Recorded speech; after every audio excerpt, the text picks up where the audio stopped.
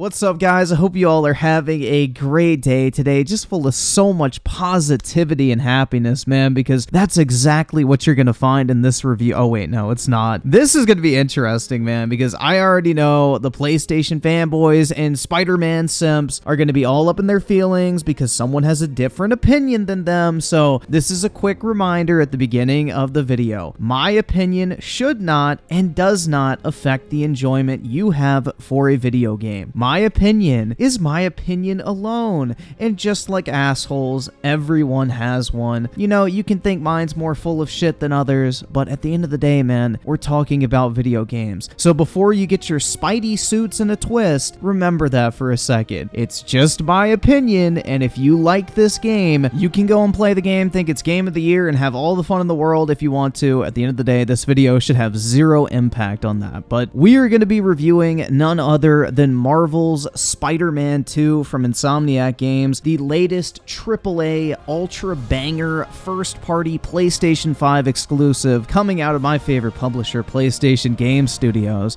And if you couldn't detect the heavy layer of sarcasm there, then you might want to get checked for autism. But personally, I am not a fan of the generic third-person story emotional simulator that Sony likes to put out. You know, they have this very specific formula for all of their first-party games, and you either love it or hate it. I definitely fall into that second camp. I am not a fan of it whatsoever. So I was hoping going into Spider-Man 2 that they were going to double down the focus on the gameplay experience, kind of carve out a lot of the bullshit filler and over heavy reliance on cutscenes and cinematic sequences and things of that nature, but that is not the case whatsoever. And overall, man, I'm just going to say up front, I was extremely disappointed coming out of this game because I did have a sliver of genuine hope that this game might actually be good, which it turned out it was not, unfortunately. But let's go ahead and break this shit down, and I think the best place to start off, just to go ahead and get it out of the way, is the graphics.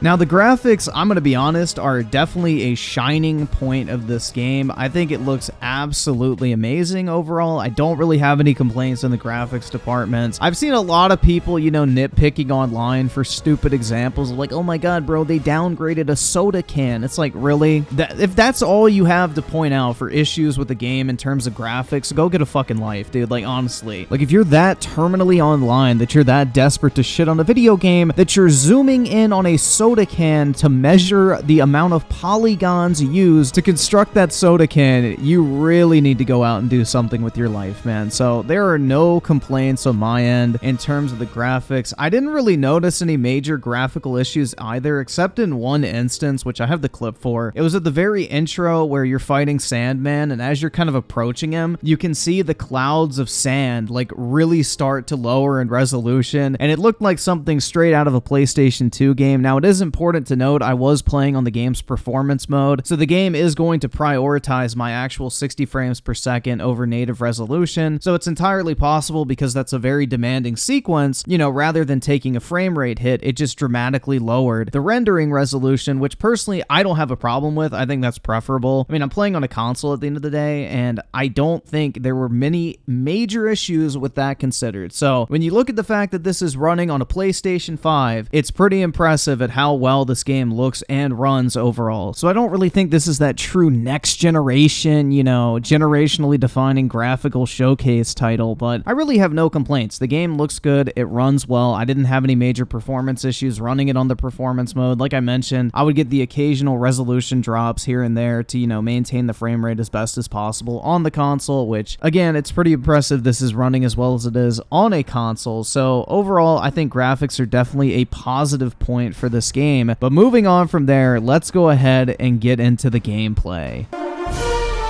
Now, the gameplay of Spider-Man 2 is going to be one of those things where either you love it or you hate it, or you're somewhere in between like myself, where certain aspects of it you really enjoyed and other aspects you didn't enjoy that much. And I definitely feel like I'm in that boat, because on one hand, I really enjoyed the traversal mechanics in this game. Web slinging feels really satisfying. The different options and abilities you have to extend like fluid movement in this game are vastly improved over the previous entries. Everything just feels a lot more refined, tight, and overall usable, and I don't really have anything negative to say about it except for one or two glowing issues. This is an open world game.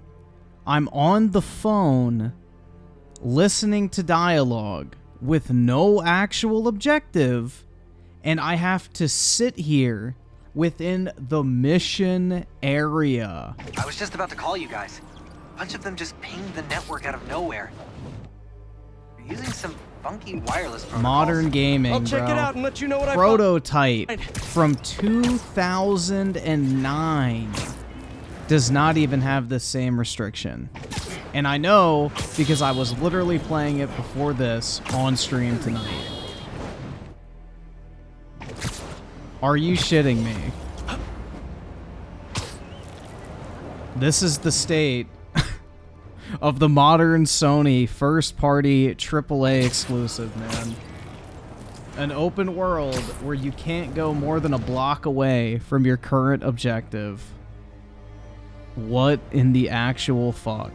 But all things considered, traversal does actually feel really satisfying, and I did overall really enjoy it. Additions like the wingsuit really did make a massive difference and help the game just, you know, make it seem like less of a slog to go from point A to point B, and made it genuinely enjoyable at times. Now, combat, on the other hand, is going to be an entirely different story for me. I was not a fan of the combat in this game at all, and I genuinely do enjoy the Arkham combat, but this combat just does not have that same feel to it, in my opinion. Like, there's just something missing. Your attacks don't really feel like they have any stopping power behind them. And, you know, in a game like Batman Arkham Knight, for example, it makes sense for Batman to need to absolutely beat the shit out of normal enemies because he doesn't have superpowers. He's just a normal guy throwing normal punches. Spider-Man, on the other hand, is a superhuman with superhuman strength and could probably cave in a motherfucker's skull with a singular punch. So it makes absolutely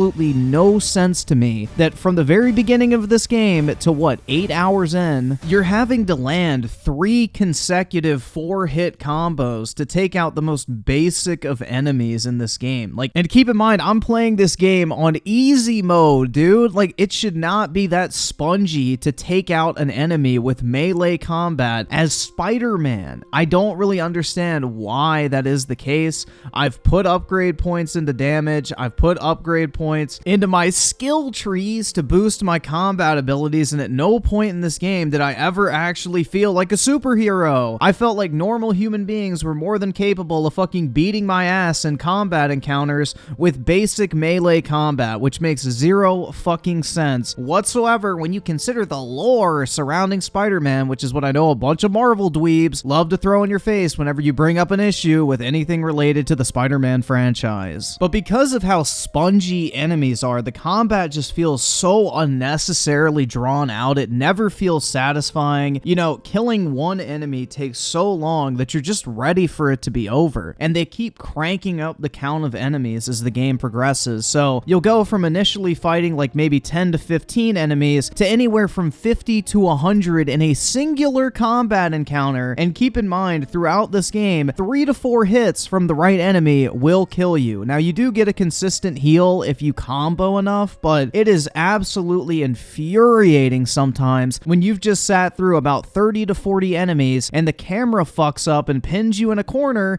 You can't see the prompts to press in order to dodge the attacks effectively, and you die and you have to restart the entire 15-minute combat encounter all over again. The combat in this game does not feel satisfying whatsoever. There is only one moment in this game where you will actually feel like an actual superhero, and it's when Peter loses control over the symbiote suit, and for like 3 minutes you just kick complete ass, and it's so satisfying. And it basically ruins the entire rest of the game for you, because in the back of your mind, all you can think of is, I want more of what I just had. That was amazing, bro. Like, this actually feels like a power fantasy. I feel like a superhero. It leaves you wanting more, and unfortunately, outside of getting a 10-second power-up every once in a while in combat that emulates simulates that similar effect, you never get it again, and it's hard to go back to just wailing on enemies over and over and over again, chaining combos to what seems like no end to take out the most basic of enemies. Like a prime example of this is the archer hunter enemies with like the crossbows or whatever. Like ranged enemies are supposed to have extremely low health in these type of games because it encourages you to, you know, prioritize taking them out first so they can't snipe you from across the map. So in return for being able to close the gap between them and you, they have low health so they're easier to take down. These motherfuckers in this game have some of the highest health out of any normal enemy type that you're going to encounter. Guys with blunt melee weapons have less health than ranged archers in this game. Like, it makes absolutely no sense. There's a lot of decisions with the combat that just really feel bad and just leave you wanting more, and I wish I could say that this was the area that I actually really enjoyed because that's what I was buying it for. I was hoping that Insomniac would have fixed a lot of these issues going into Spider-Man 2, but it seems like a lot of the frustrations I had with the first game have carried over to this one, which is really disappointing because I could put up with shitty Marvel humor and writing, a corny comic book story, unlikable characters, repetitive quest design, so long as I'm having fun with the combat. And that's really what I was banking on getting this game. Is I was hoping they were going to tighten up that combat experience, make it feel a lot more fun for the player, but it just never achieved that, man. I don't understand why they decided to go with the decision to make enemies so tanky. It doesn't feel good, it's frustrating, and it completely takes you out of the superhero power fantasy experience, in my opinion. But I'm sure a lot of people will, you know, agree to disagree on this. You know, this is a very subjective point. It's purely up to personal preference. I can only tell you guys how I felt while playing it, and overall, I wish I could say that I actually enjoyed it because this is the one aspect I really wanted to like going into this game. The story, the writing, the characters, the mission structures, all of that, you can throw it out the window. I didn't really care that much about it. I was just really hoping to actually enjoy the combat in this game this time around, but it was not the case. Now, let's go ahead and talk about stealth because this is an area I don't really understand. Like, maybe correct me if I'm wrong. I'm not a fucking Spider-Man comic expert or whatever, but I have never seen Spider-Man be represented as basically the Assassin's Creed of superheroes. Like in the Arkham games, it makes sense that Batman needs to rely on stealth because he's just a guy. So he needs to be stealthy and approach situations, you know, cautiously. But Spider-Man, dude, like, why is he so heavily reliant on stealth missions, stealth takedowns, and everything like that? I mean, because of the way the combat is set up, you're basically discouraged from ever breaking stealth. And there's a lot of issues I have with the stealth in this game. Now, the first blaring issue is there's some absolute jank when it comes to firing, like the zip line or whatever it is that you can walk across to get from point A to point B and, you know, kind of take out enemies in between.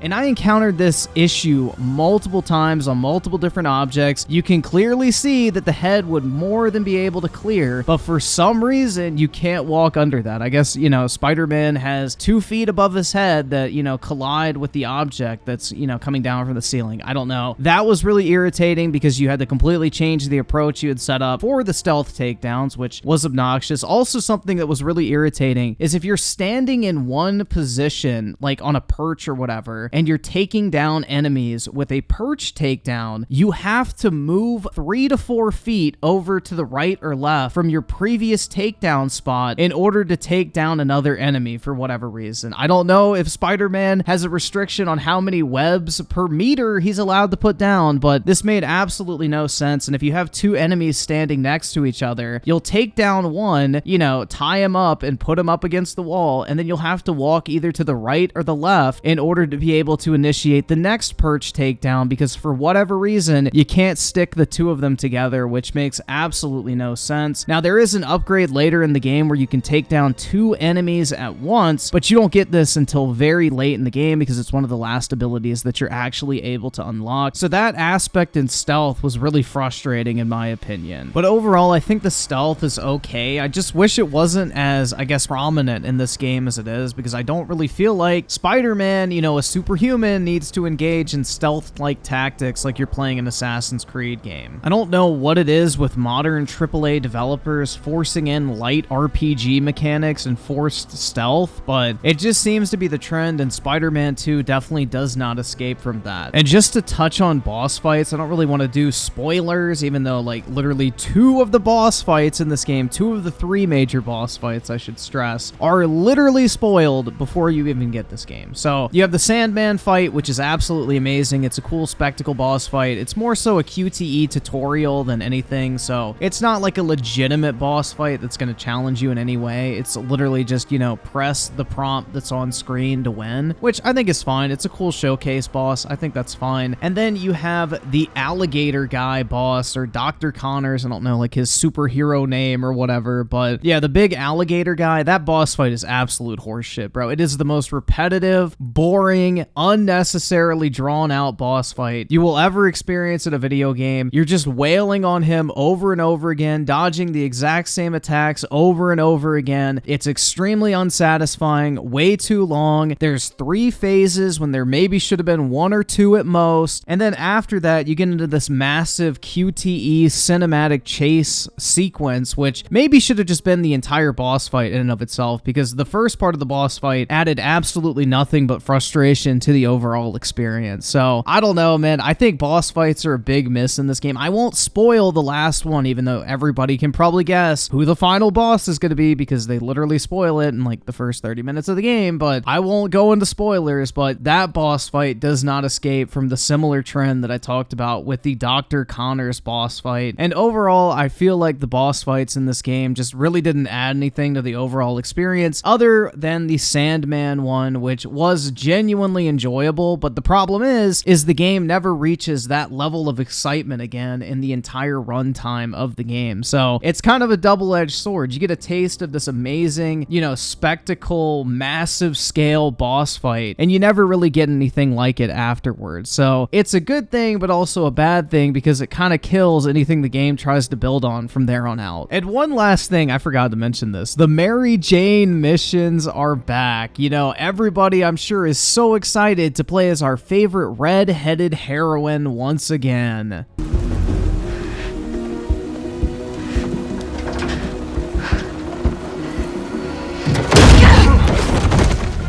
Yeah, right.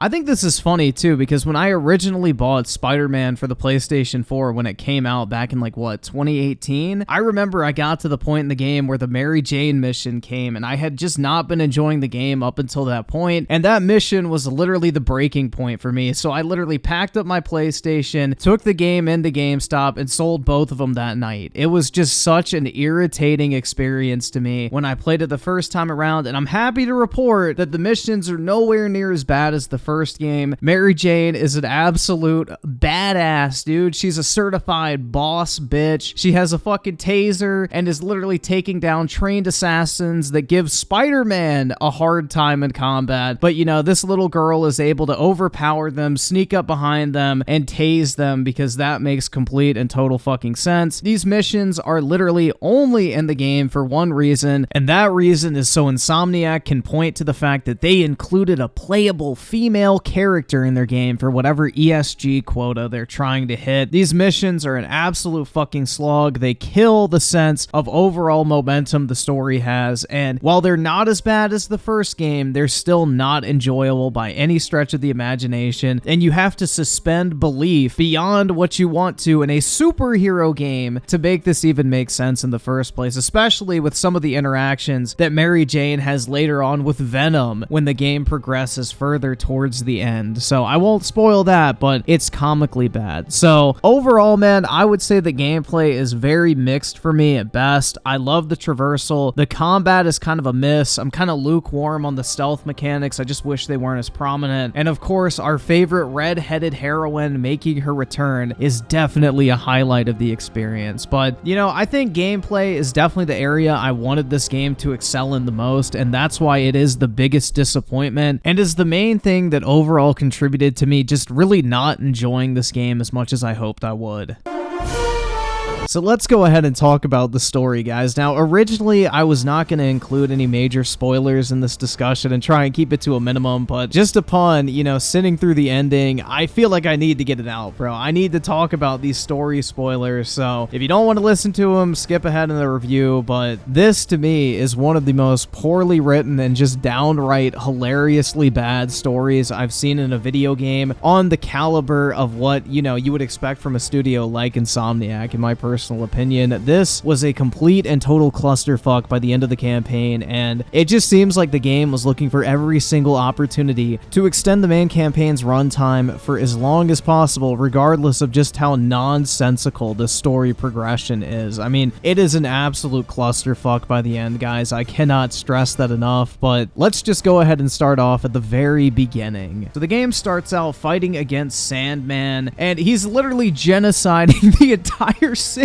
of New York, but somehow after defeating him, pretty much everything is fine afterwards. Nothing's really destroyed. There's just a little bit of sand scattered everywhere, and the writing is so bad after this event that literally Spider-Man talks about how he feels bad for Sandman, and he understands that he just potentially killed hundreds of thousands of people in the span of a few minutes while rampaging through the streets of New York, literally burying entire city blocks under mountains of sand. But somehow Sandman is the victim in all of this. So then the story then immediately introduces you to Craven, who basically reveals he's on a mission to find someone that's his equal to hunt down and kill, which brings him to New York City with all of the animal-themed supervillains that New York City is known for in the Spider-Man universe. And on top of that, we are treated to probably one of the slowest introduction segments I can remember, even for a Sony game, which makes it even worse because you come off of that extremely high of the Sandman fight and immediately just get tossed into a massive movie segment that lasts for several hours as you're introduced to Peter's and Miles' personal lives. And I feel like this is best demonstrated by the mission where essentially Peter and Mary Jane are at Aunt May's old house, and Peter has to clean it up, which you literally have to do, and what feels like a segment straight out of The Last of Us 2 where you're playing as Ellie walking around her and Dina's house. You're playing as Peter walking around the house cleaning up stuff. No, I'm not even fucking joking. And then after that, your friend Harry shows up, who has been cured of his spider AIDS or whatever the fuck he has. I have no clue, dude. I really don't care about the Spider-Man storyline. If they explained it in the first game, I have no clue because I never bothered finishing it. But essentially, he has been cured of his disease. So Mary Jane takes off on her Harley Davidson, and then Peter and Harry hop on their little fucking bikes and pedal through the streets of New York to their old high school, where they proceed to break in and go and steal a flash drive of questionable material, let's just say, for the next hour plus. And this just continues to spiral into about 2 to 3 hours straight of cinematic sequences, which is plain miserable to sit through. And it becomes apparently clear that that Sandman fight is probably going to be the highlight of this game, because if the game continues at this pace, nothing's going to come close to that. And the pacing throughout this campaign is a major issue. It's an absolute slog. In fact, the campaign's only about 10 to 12 hours, depending on how long it takes you to beat it, but over half of that time, like 6 to 7 hours of the campaign, is literally straight cutscenes. And when you start getting to that ratio of gameplay to cutscenes, that is a massive red flag in my mind. So make no mistake, this is an incredibly slow-paced game with lots of cutscenes, lots of dialogue, lots of story simulation. It's another Sony first-party movie game, so know what you're getting into. But essentially, you go through a very, very, very long story segment of this game that's mainly just a bunch of cutscenes introducing you to the daily life of Miles and Peter at this point in their lives. And we get a little bit more information on Craven, that essentially he is hunting down the various reformed supervillains. No, I'm not kidding. He's hunting down supervillains that are now just really great guys, man. They did their time in prison, turned their lives around, and now they're valuable contributing members of society that pay their taxes.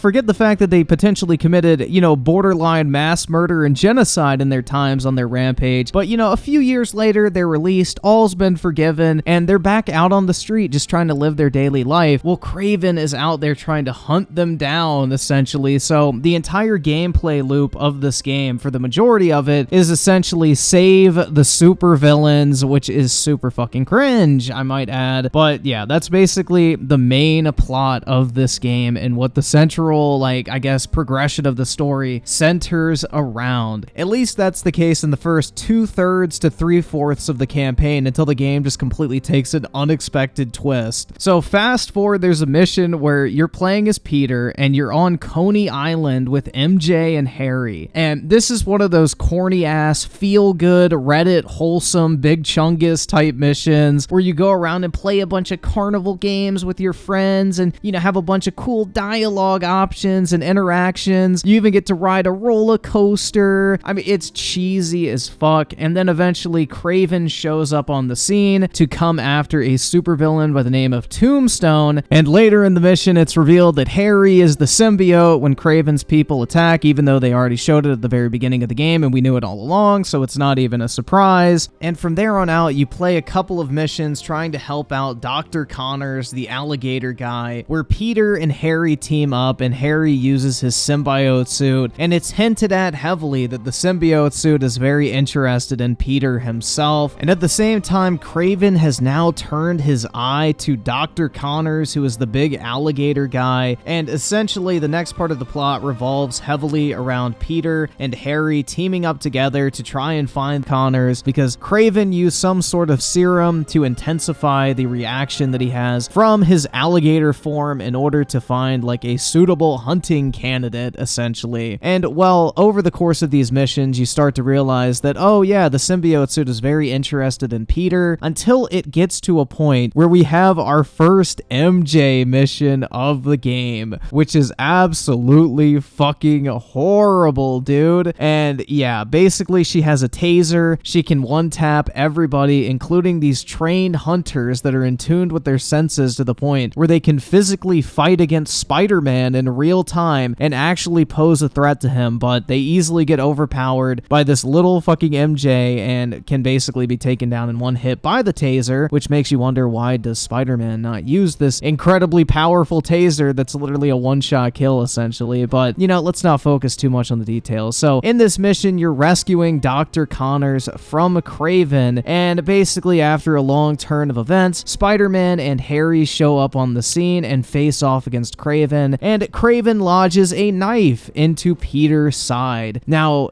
Peter basically dies here, essentially, so Harry gives Peter the symbiote suit, and the symbiote fuses with Peter, and we get one of the very few moments of gameplay in this game that actually feels like a legitimate power fantasy, where you get to basically unleash the full potential of the symbiote suit. And from there on out, it kind of follows a similar progression to the Tobey Maguire Spider-Man 3 plotline, where, you know, Spider-Man feels good in his black suit and essentially feels invincible, and it slowly starts to take a toll on who he is as a person and puts all of his morals in a complete, you know, different perspective, essentially. You know, this story has been done before. If you've seen the movie, you know exactly what's going to happen. So after this mission and Peter gets the symbiote suit, it turns into basically stopping Dr. Connors and injecting him with a special antidote, because, you know, whatever Kraven injected him with basically turned him into Giga Bowser, and he's on the loose and out of control. So what you have to do is infiltrate into Kraven's base and steal the antidote. You get a little bit of background information, like he's actually dying of cancer. No, I'm not even kidding. But essentially this serves as like a way to set up the fact that, hey, maybe the person that Kraven has been looking for this entire time is actually Spider-Man with the symbiote suit, because you come to find out later that essentially Kraven's end goal is to find a worthy adversary to kill him before he inevitably dies of cancer, so he can die by the hands of like a suitable adversary, essentially. You know, pretty based if you think about it. Kraven's actually a pretty good character in this game, and one of the few, I would say. But it goes from that to basically tracking down Dr. Connors to inject him with this antidote, and throughout this process, Peter becomes like autistically obsessed and starts to really turn against the people that are close to him, and his entire attitude changes into like this edgy, you know, I'm 14 and this is deep kind of person, you know, where nobody understands what's going on in his head, and he's not like every everyone else and no one appreciates him. And he throws his little temper tantrums after getting off the phone with people. Like, it's completely fucking cringe, man. Like, think about Toby's, I guess, attitude shift in Spider-Man 3, but make it way more gay and cancerous, and then you arrive at basically what this shit is. It is completely cringe, and you can't wait for him to lose the fucking suit. So then moving along in the story, Peter eventually tracks down Dr. Connors and is closing in on his location where they have their final boss fight in order to inject him with the antidote, to which you are treated to one of the most bland and boring boss fights I think I've ever encountered in a video game. You're essentially dodging the same repetitive 3 combo attack for about 20 minutes because of just how much health Dr. Connors has in his lizard form. And after this, you eventually inject him with the serum, curing him with the hope that he will be able to remove the symbiote suit from Peter and give it back to Harry. And at this point, this is when Kraven's attention is fully turned to the symbiote suit because he realizes it's more powerful than Dr. Connors, so he chooses that as his next target. And to do this, he kidnaps Miles, essentially to bait Peter into coming to his hideout. And while in captivity, Miles goes through some deep character building and just becomes a better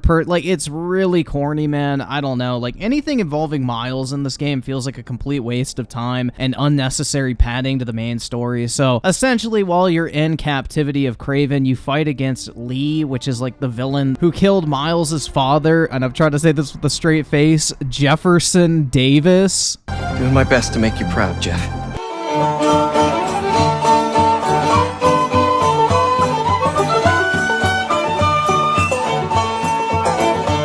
Jefferson Davis was a hero. But yeah, essentially they have their little boss fight, and then there's a coming to heart moment where they make good and Miles frees him, and he goes off to tell Peter where Miles is located. So Peter goes after Miles at the hideout, which leads to a boss fight between him and Kraven, which, just like the Connors fight, is an insane slog and incredibly boring. There's not really a challenge there. It's just there's so many repetitions of blocking and dodging the same combos over and fucking over again through 4 individual phases. You're just ready for it to be over. So finally at the end, when he has his cheat round where he literally turns invincible, rings a bell to trigger Peter's symbiote suit into malfunctioning, and on top of that, summoning additional enemies into the arena, you finally defeat him. And right as Peter is about to kill him, which is what Kraven wants, Miles intervenes and has a talk no jutsu moment straight out of Naruto and convinces Peter to rip the suit off because it's just that easy, man. So now with Kraven on the loose once again and Venom in captivity in a small little cylinder, they proceed to go back to Oscorp to see if Connors can destroy it. But of course, Harry is waiting for Peter at Oscorp, and this is literally Spider-Man, keep in mind, and Harry is back in his handicapped, cane-using state where he can barely hold himself up. Peter runs into Harry, and this is where the game just gets absolutely fucking insane. So this storage device that they have Venom inside of literally is so strong that Venom himself cannot break out of it and it can contain him. But Harry, in his handicapped state, decides to swing his cane randomly at Peter when he demands he wants the suit back for himself. And keep in mind, this is fucking Spider-Man, the guy that can dodge bullets, has spidey senses, immediate reflexes. Like, this is not a normal human being. He doesn't have the reflexes to avoid having Harry's handicapped ass hit the fucking canister with his fucking walking cane,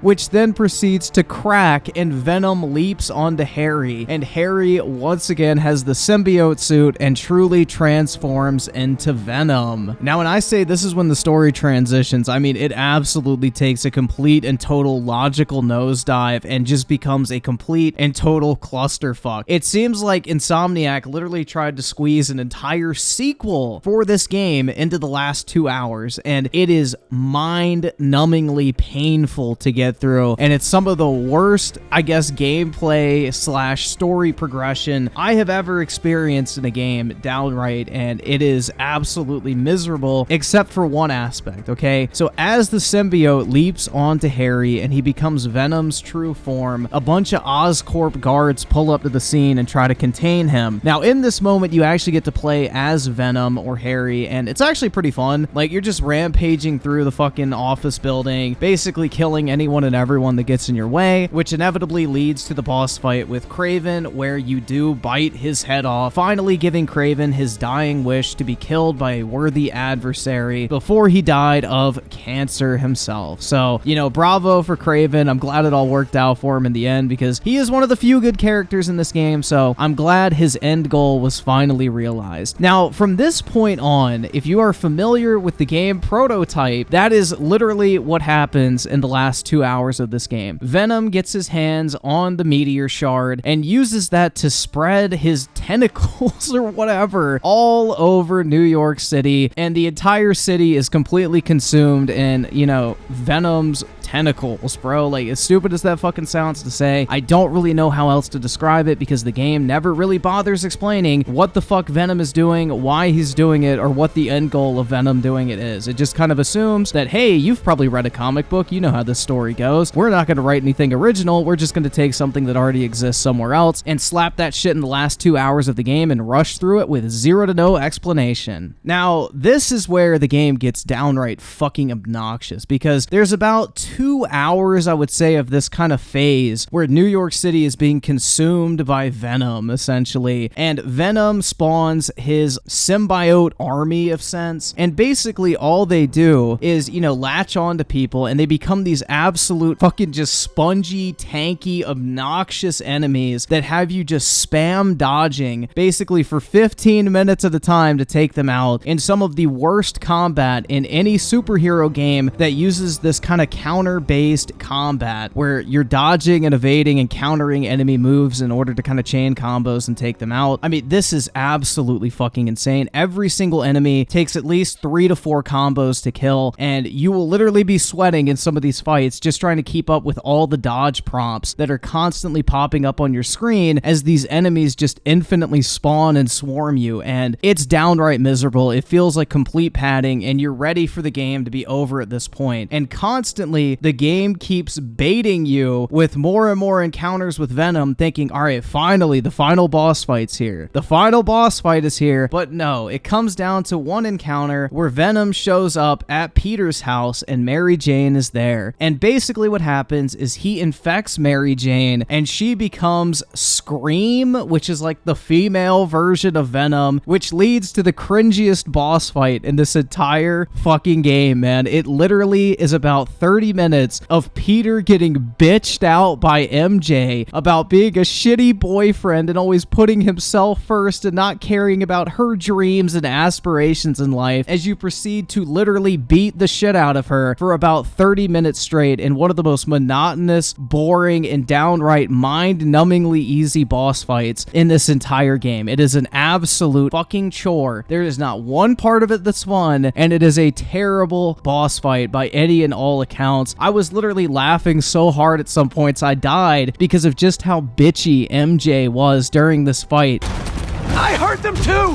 I know how it feels! Always To about chew 5 you. gum. You can't keep a job. You can't pay the mortgage. I have a job! With Harry! We'll be okay! And for how long? There's only one job you care about. Spider-Man. That's not fair!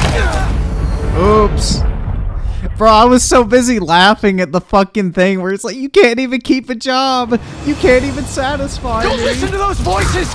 They aren't telling the truth! She literally sounded like a fucking ex-wife going through a nasty divorce, complaining about shit like, you never put the toilet seat down when you take a piss. Like, it's literally petty shit like that, and it's completely fucking comical. So, eventually you beat up MJ, and even though you kick her ass in the boss fight, Peter gets his ass kicked by her and has another talk no jutsu moment straight out of Naruto and convinces MJ to just rip it off, man. She just rips the suit right off like it never even happened with little to no effort. She wasn't even really weakened. You know, the power of Peter's emotions got through to her, and she just peels the symbiote suit right off. So then you go to the phase of the game where you're basically trying to find a way to defeat Venom, which comes down to locating a shard of the meteor he arrived on, which kind of gives him his power, essentially. Again, it's never really fully explained, but whatever, it doesn't really matter. But Peter and Miles are completely overwhelmed by Venom's symbiote army, and in a 100% 100% pure plot armor moment, Lee arrives to save the day, and you find out that his power is actually the one that Venom fears, and is basically the fucking cheat code for this game in order to defeat Venom, essentially. So what happens is, after Lee rescues Peter and Miles, he and Miles go inside of Peter's mind to basically turn him into anti-Venom, and Lee sacrifices his powers to give Peter his own kind of symbiote powers that basically counteract that of Venom's. So he becomes anti-Venom in order to defeat Venom, and it's just so cheesy, man. Again, this is another padding section. It could have easily been like a 3 to 5 minute cutscene at most, but you're inside of Peter's mind for like 20 to 30 minutes, fighting off waves of generic enemy after generic enemy, and really, it's really fucking bland. So basically, Peter gets the anti-Venom powers, and then you go through about 30 to 45 more minutes of just mowing through generic Venom enemies over and over again. Again, the combat never even speeds up, really. It's still the same amount of effort that it took at the beginning in order to defeat these enemies, so you never even really feel like you're more powerful. Even though you unlock these new abilities, you're just sitting there wailing on these Venom enemies over and over again, hoping that eventually you're gonna get to the actual Venom boss fight. Well, once you locate the meteor shard, you then go on a mission to retrieve it, and at this point, Peter decides to distract Venom so Miles and MJ can go in and get the meteor shard. Now, here we go to the final MJ mission, and this is an absolute fucking joke, bro. This is where the game just gets completely ridiculous. So MJ, armed with her trusty taser, now outfitted as a fucking laser gun,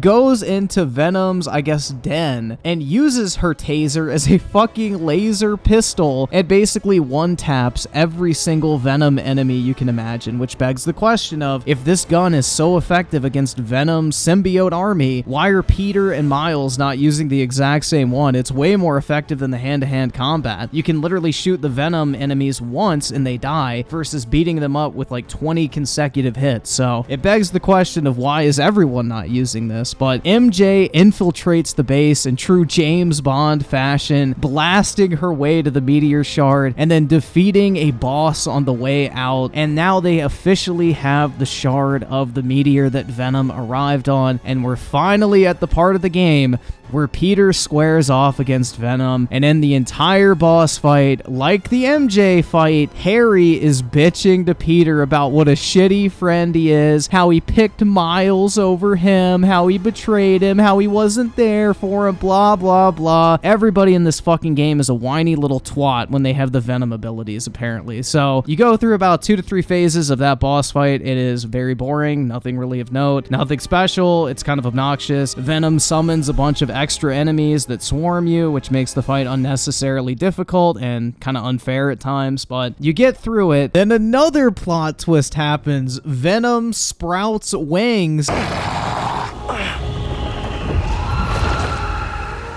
meteorite. You took it from us.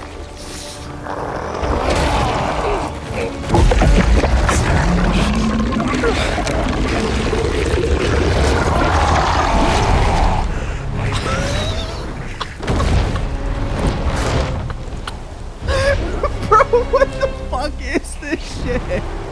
And flies to the science center where MJ and Miles are trying to destroy the meteor fragment in the science machine from earlier in the game. And basically, this is where Miles takes over and fights winged Venom. And this fight is absolutely obnoxious. It's literally dodge 3 to 4 attacks. You get a small window to attack, and you rinse and repeat this for about 15 minutes. It's not a good boss fight. It seems to be the trend, I know, but trust me, the boss fights in this game are not fun by any stretch of the imagination. They are overwhelmingly boring and just way too drawn out to be any sort of interesting. So you finally get through that fight. Harry the entire time complains about how Miles replaced him, blah, blah, blah, you know, corny as hell. So you defeat Venom. MJ turns on the machine, which destroys the meteor, and it basically kills Harry as he holds Venom back in his one final moment of redemption and self-sacrifice to save his friends and redeem himself for being a selfish prick and taking back the suit and causing this entire fucking shit show. Well, instead of just letting Harry have his moment of self-sacrifice, the game feels the need to make the story even more just fucking ridiculous than it already is. Miles's hand miraculously starts glowing as if he's possessed by the powers of Jesus Christ himself and proceeds to touch Harry on the chest, reviving him miraculously. And in this state, though, Harry is pretty much a bedridden vegetable, which sends his dad down the downward spiral into becoming the Green Goblin, essentially, which is teased for the next game that is inevitably going to come out in this wonderful Spider-Man franchise.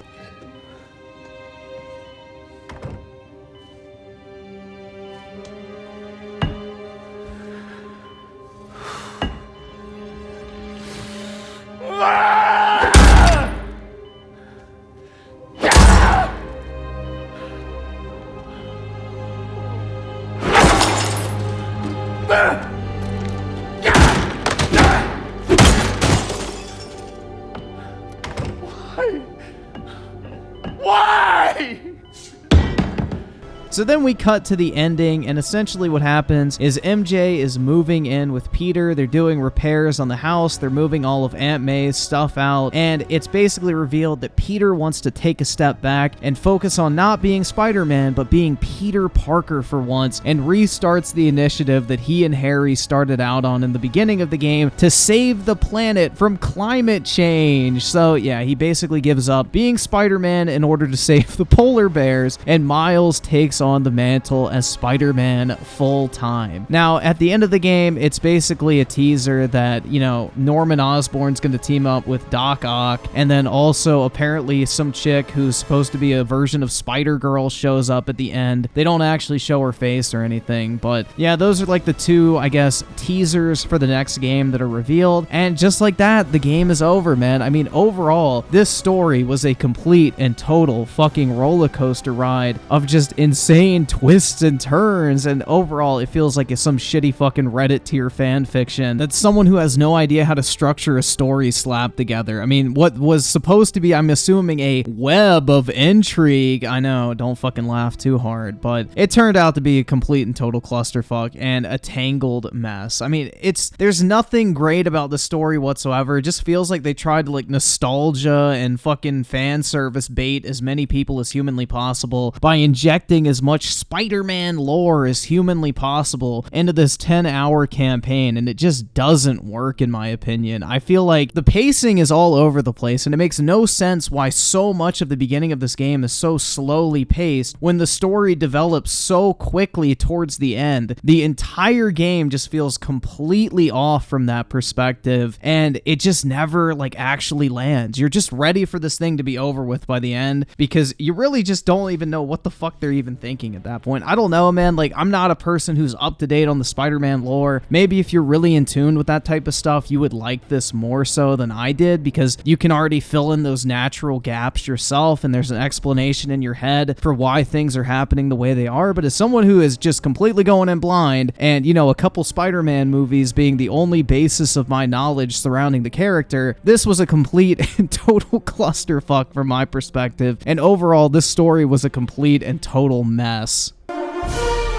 Now, circling back to the pacing, this is by far one of the weakest points in my mind because, like I mentioned earlier, the Sandman fight is by far the most flashy and memorable moment in the game, and it's literally the tutorial boss, and it's over in 20 minutes, and you never get to that level ever again. Basically, for the next 3 to 4 hours, you're essentially doing save this person from X missions. Like, that's it. And then Peter, on one hand, has all the interesting story missions, and then you're constantly having to switch to Miles, where he has the boring filler save the city type missions that solely exist to pad out the runtime. Like, there is no reason to even include Miles' storyline in this game. It's an absolute joke. The majority of the dialogue surrounding Miles in this game has to do with him typing a fucking college entrance essay because he doesn't know who he is without saying that he's Spider-Man, bro. It's beyond fucking corny, and honestly, man, I really wanted to stop playing this game, but I finished it just so I could review it and hopefully save you all some money and time. And essentially, the perfect example I can think of this is where Peter is trying to hunt down Dr. Connors, the big lizard guy, and in the middle of like some major plot progression where you just like literally mowed through hundreds of enemies essentially, you go to play a mission as Miles where you literally have to go to a music museum to stop people from stealing instruments. And in this mission, you don't even play as Miles. You use a spider drone, and the spider drone can't even climb on walls. It can't shoot webs. It uses a jetpack, and you essentially have to like jetpack from air duct to air duct to repair the security system. And this mission essentially concludes with 2 trucks getting away. You chase after one, the other one gets away. You recover a drum for the museum, and essentially because the museum's security system failed, the evil white investor pulls his funding from the museum that preserves black musicians' artifacts. Like, we'll get to the political themes a little bit later, but it is absolutely fucking cringe, and they shove so much identity politics bullshit down your throat from the very fucking beginning. But to make a long story short, which this isn't actually a long story, it's just incredibly drawn out, anytime genuine story progress seems to be occurring, you're forced to do a bunch of shit you don't care about in between. And that is solely there to make a 10-hour campaign out of maybe 3 to 4 hours of actual genuine storytelling. And in the traditional Sony game, you know, style, you're basically watching a movie for 60 to 70% of the 10 to 12 hour runtime of the main campaign. I know this essentially falls on deaf ears within the video game industry nowadays, but I just really can't stand the fact that video game developers focus less on the game aspect of video games more and more as time progresses, and we're literally just getting interactive movies, and this game really feels like exactly just that.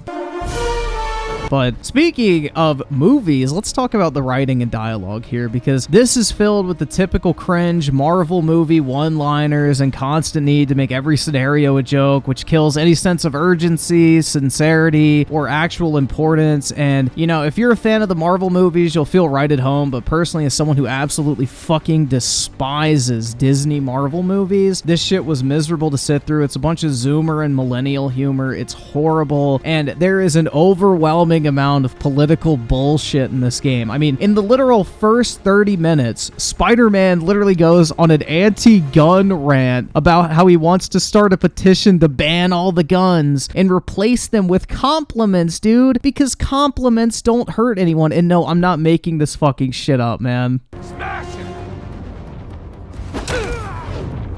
Stealing weapons? Not on my watch! Stick to the plan! Whose idea was it to have a gun club in the city? That's right, dude. Guns are bad. I think I'm gonna start a petition. Replace all the gun clubs with something better. That's right, dude. Guns are bad. Guns are bad, guys. Compliments don't hurt anyone, and they're free. He's throwing that thing. For example, you take a punch really well. Good job. How does he do that? Hey, I think I'm onto something. Less guns, more compliments.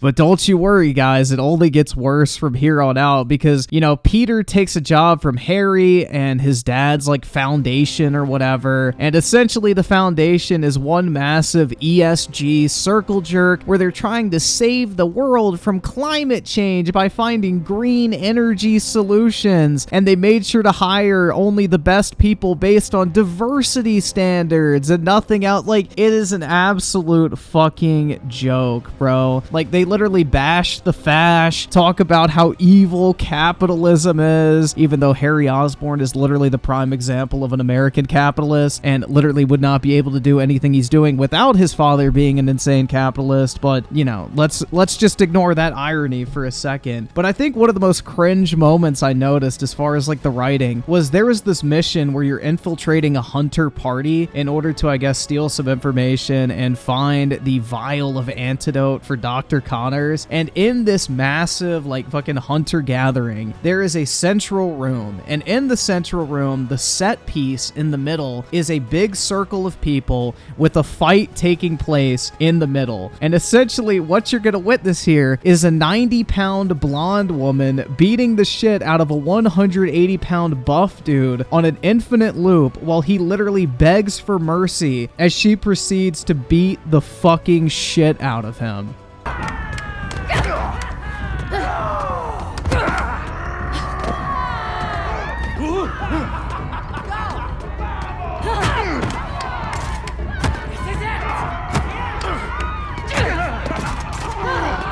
And don't worry, man, they make sure if you missed it the first time, you see it a second.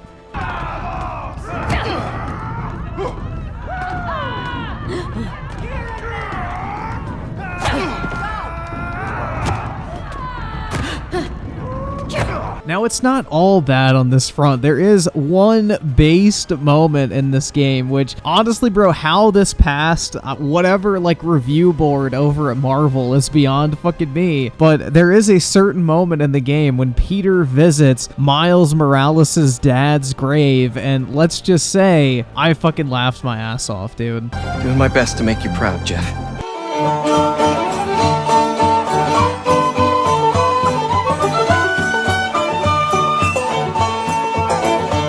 Jefferson Davis was a hero.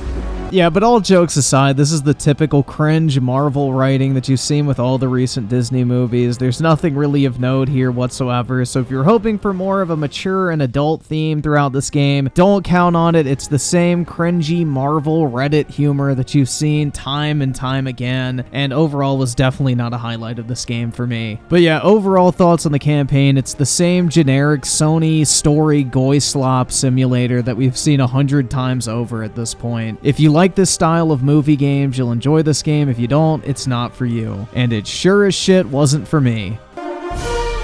So for our final segment here, I feel like we might as well end on a positive note, and that is the side activities in the open world. And I don't really have any problems here. I think the city looks great. It's fun to traverse, cool to explore. There's plenty of activities scattered around that aren't super obnoxious to track down and complete, and they do offer pretty decent rewards and upgrade materials. One thing I don't like is the fact that if you actually want to upgrade yourself in terms of like health, damage, or just overall combat ability, you're forced to do a bunch of shitty fucking side activities you otherwise wouldn't want to in order to actually make yourself viable in combat later in the game, which personally I don't like because that's basically forced padding in a sense, but it's not too egregious here. But I've seen a lot of people complain about the lack of open world activities and shit like that, and it always just makes me think, because I'd rather a game encourage you to have fun in an open world on your own than force you to do a bunch of fucking Ubisoft chore simulator activities that we see in a lot of modern open world games. I mean, think back to like the old open world games that you used to play as a kid, like the old GTA games, for example, or Red Dead Redemption. I mean, Rockstar games are prime examples of this, or even something like Prototype, or some of the older Ubisoft titles like Assassin's Creed 2 or Far Cry 3. I mean, shit, look at Minecraft, for example. That's a perfect example. Like, open worlds are fun to explore when the world itself encourages exploration and makes the act of interacting with it enjoyable, not by force-feeding you a bunch of boring, generic, bland, repetitive activities that you'd probably rather do anything else but play through, but you have to because, you know, your OCD or collectible-driven mind forces you to do so. So when I think of a fun open world, I don't think of doing a bunch of fetch quests and dog shit like that. I think of all the fun I had just exploring, getting into combat, you know, enjoying the sandbox elements, and I feel like this game really does encourage that, and the traversal really helps with that a lot. You can get from one side of the map to the other pretty quickly. There's a lot of well thought out design and planning the city to allow for proper traversal and exploration. None of the activities take overwhelming amounts of time. They're like a minute or two each, and you can knock them out pretty quickly. They're not hidden, they're not obfuscated, they're easy to track down. You know, you have a constant flow of like little crimes and things to fight. They're not long drawn out missions where you have to interact with with an NPC, go to the other side of the fucking city, then go all the way back to turn it in. It's very respectful of your time, I guess is what I'm trying to say. And it kind of leans back on that old open world game design where you just basically live in like this dynamic world and you want to interact with it because the activities you can do are fun versus just trying to finish off a checklist and a bunch of generic side content that you're basically forced to do if you want to 100% complete the game. So personally, I think the open world side activities and the overall sandbox aspect of this game are very well done. The one problem I will state, and I think this is just blatantly unacceptable in 2023, like why the fuck is this even still a thing? This game doesn't come with New Game Plus. Like this game screams New Game Plus because by the time you actually finish upgrading yourself fully, you don't really have anything left to do, so it would be cool if you could just run through the story again with all your unlocks. Assassin's Creed Mirage suffered from this problem as well. Like by the time you can actually get all the upgrades, there's literally nothing in the game to do whatsoever, and Spider-Man 2 definitely falls prey to that as well. So the fact that New Game Plus is not there day one is fucking stupid, especially considering the runtime of this game. Insomniac did say they're going to add it in the coming months, but again, every single other one of these games has had New Game Plus. Why it's not there on day one is just a fucking mystery to me. Like, why is that a thing, dude? In the past, we had no problem getting games at launch with New Game Plus. This just seems like an absolute no-brainer, and it was a complete ball drop on their part. But aside from that, I do actually enjoy the side activities, the open world, and the overall sandbox of Spider-Man 2. Now, let's go ahead and wrap this shit up. This video is already way too long at this point.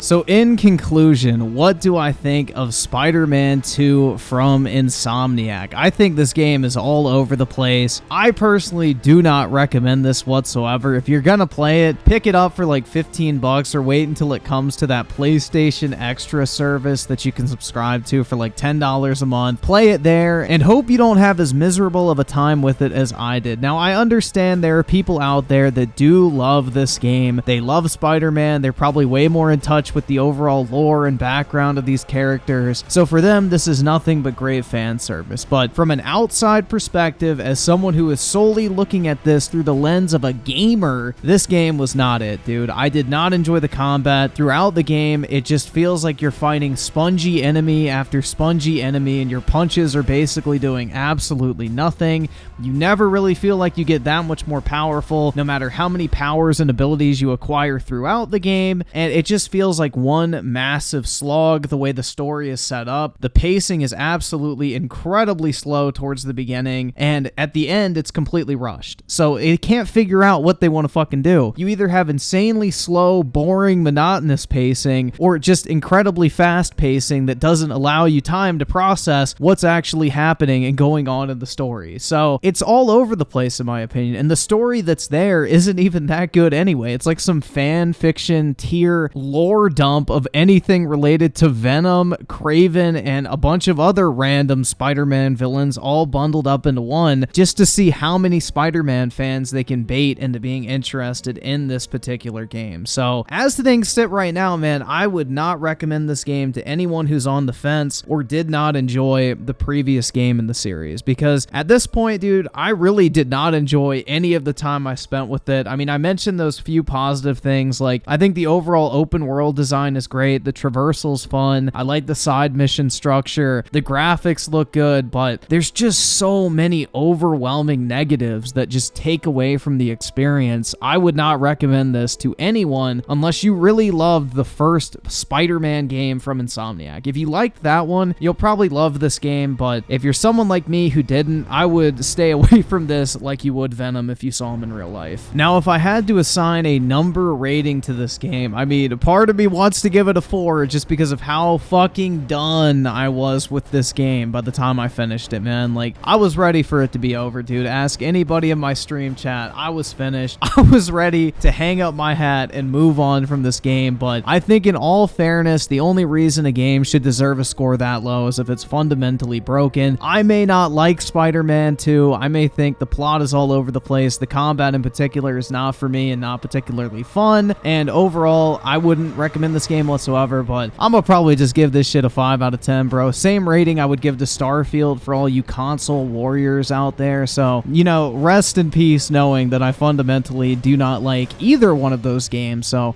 I'm not picking a side, so to say. But anyway, I couldn't recommend this game whatsoever. I mean, just for the fact that like 60 to 70% of this game's campaign is literally a movie that you're watching is just miserable to me. I mean, I don't understand why we're at a point in this industry where playing a video game more than you're watching or going through dialogue options is a rarity. It's just mind-blowing to me at this point. So I prefer to play my video games, and when I want to play them, I want the gameplay that's there to actually be engaging, fun, and give me some sort of like feeling of excitement when I play it. This game did not do any of those things, and therefore it is not for me. But if you enjoyed Spider-Man, that's great. I'm happy you enjoyed it. That is the wonderful thing about preference and free will. We can play whatever, whenever we want to, and like whatever we want to. So while we all still have free will, and that's considered legal in the modern landscape, enjoy it while you can. Play what interests you, and if you enjoyed this game, you know, let me know in the comment section below. Tell me what you disagree with me on. I'm more than capable of taking constructive criticism or disagreement. I'm not opposed to it whatsoever. Ask anybody that comes by my streams. People will talk shit to me all day, and you won't get banned. You might get some harsh words thrown back in your direction, but it's all in good fun, man. We're talking about video games at the end of the day, and it's really not that deep. And like I said at the beginning, you know, opinions are like assholes. Everybody's got one, but of course you're gonna think others are more full of shit than others, and you know what? That's perfectly fine at the end of the day. So if you enjoyed this video and you enjoyed hearing my perspective on this wonderful game that is Spider-Man 2, make sure to drop a like on this video. I would greatly appreciate it. And let me know if you want to see more videos, you know, reviewing games that I otherwise would have dropped after 2 hours if I wasn't going to review them. So maybe I can do more videos of this style in the future for big game releases coming soon. But let me know, guys. Appreciate y'all taking the time to check out this extremely long video. Holy shit, man. This is absolutely ridiculous for a game review. I don't blame anyone who didn't make it this far, but again, thanks so much for checking this out, and I will catch you guys next time.